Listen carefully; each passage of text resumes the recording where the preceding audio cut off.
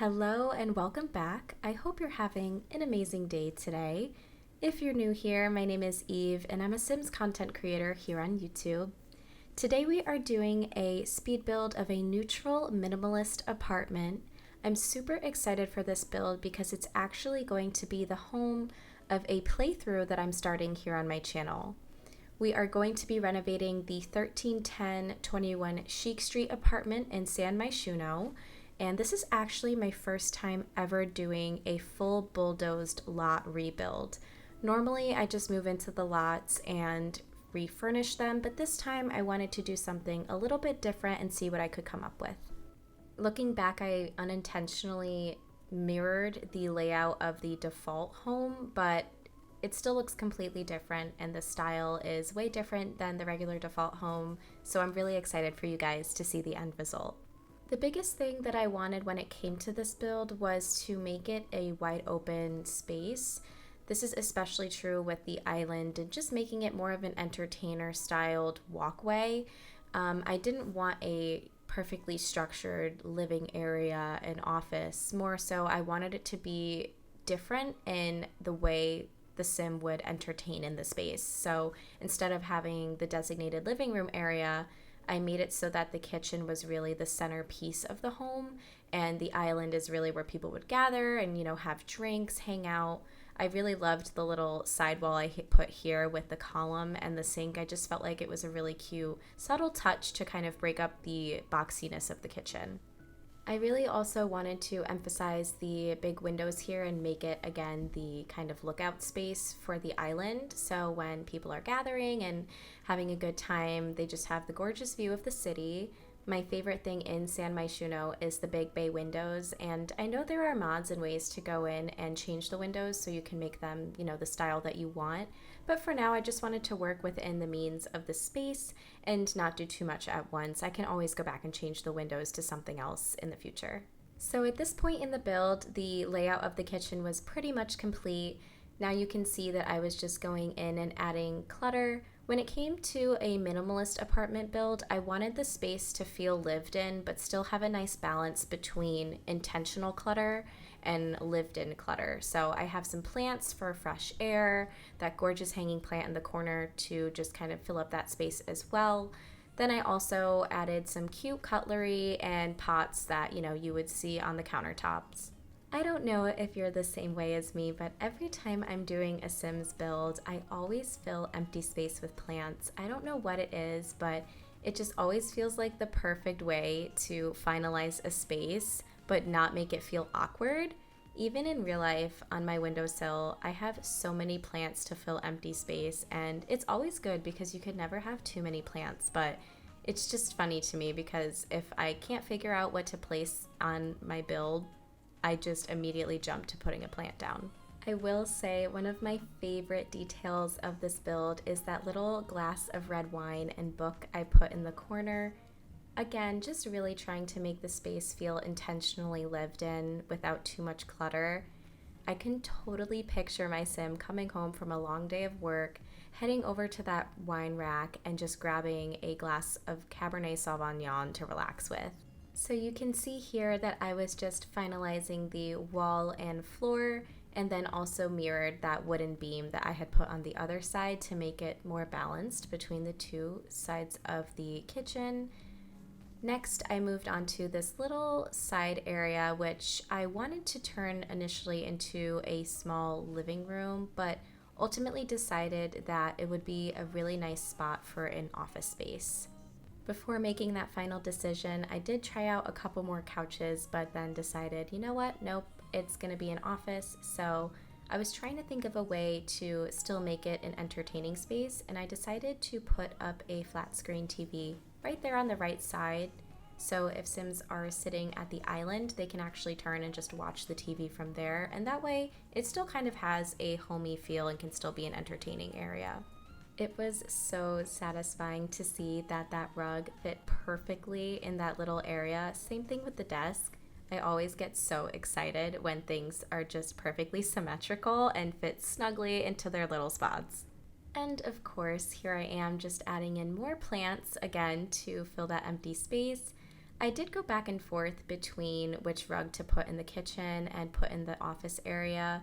Ultimately, I did end up keeping the initial rug that was in the office area, but actually just changed the color because the little black square that was in the far back behind the chair was actually just perfectly mirroring a computer screen, and I don't know why, but it was bothering me. For the wall decor, I wanted to keep it neutral as well. Ultimately, I just really want this apartment to be a super comfy and cozy space where my sim can just come back and hang out. By nature, I'm a homebody, so definitely when you're living in a busy city like San Myshuno, it's really good to have a cozy space to return to and kind of get away for a little bit. You can also see that on the right side I added a bookshelf, and on the left is actually a hanging circular mirror. I did that so the space is also a skill building area. And then of course, just to finish it off, I put this adorable Rattan TV stand with a stereo. That way we can always just dance and jive to some music in the kitchen, because who doesn't want that? As far as finishing touches go in the kitchen and living area, I did go back and make the kitchen backsplash white, and then made the living room walls just a little bit darker of a tan color, and then put in a different rug as well. Now, I'm super excited for you guys to see the bedroom because I did a different color scheme and decided to go dark. I figured since the living area and kitchen was so light and airy, it would make sense to balance it out with a little bit of darker tones in the bedroom. The bedroom also has these big windows and a couple more of them than the kitchen does, so I figured all the natural lighting will just help it stay bright and not be so harsh. I did add the dresser there on the left side, and then I was trying to figure out what to do on these little side walls. I thought a mirror would be a good fit, but I felt like it just looked awkward. I wanted something to be a bit more engaging, so I ended up swapping that out, you'll see in a moment, but the other idea that I took from the default furnishing of this apartment space was I did love the idea of a little rug in this area with a chair peeking out so your sim can sit and admire the city line. It was just such an adorable little spot, and again, if I had this apartment, I would do the same thing.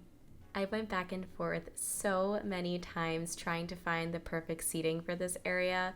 At first I wanted kind of like a love seat slash lounger, but ultimately decided to go with this little tiny chair.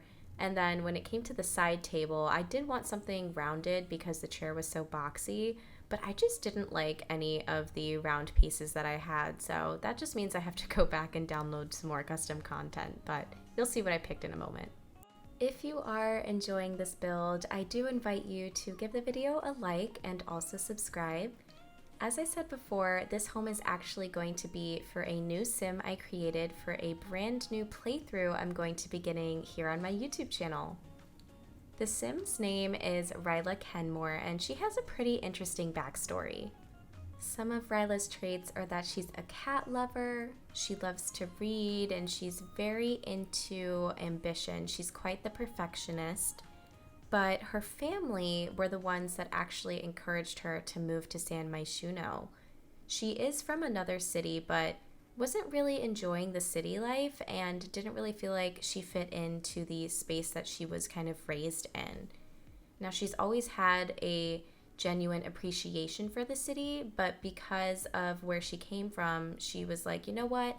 I'm gonna give it another chance in a different area, expand my social network, see if I can get to know other people, and make a life for myself here. So she's going to build her brand, she's going to pursue social media, or who knows, maybe she'll want to end up doing something else, but that's her original goal going into this. And as we all know, we always have one plan for life, but it tends to take a turn. I am really excited for this playthrough, and I do hope you join me as we discover who Ryla really is and who she becomes.